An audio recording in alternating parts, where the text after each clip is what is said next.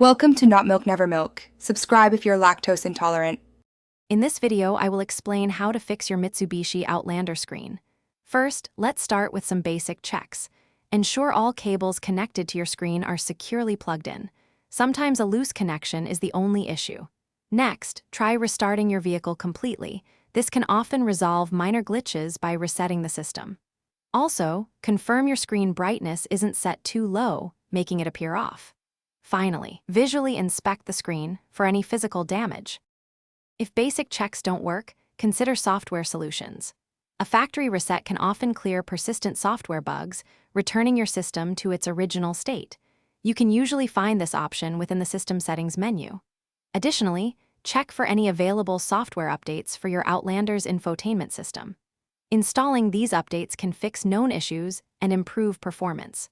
Always refer to your owner's manual for the exact steps for your specific model.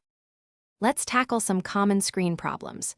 If your screen is frozen, try holding down the power button for about 10 to 15 seconds to force a restart. For a completely black screen, a blown fuse might be the culprit.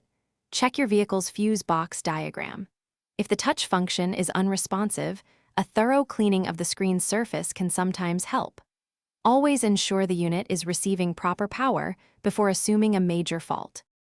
Sometimes, despite your best efforts, a professional touch is needed. If the problem persists after trying these steps, it's best to contact a Mitsubishi dealership or a certified automotive technician. They have specialized diagnostic tools and expertise to identify and fix more complex issues. Avoid attempting repairs that are beyond your comfort level to prevent further damage. Also, remember to inquire about any existing warranty coverage that might apply to your screen repair. Thanks for watching. If this was helpful, leave a like and consider subscribing. See you next time.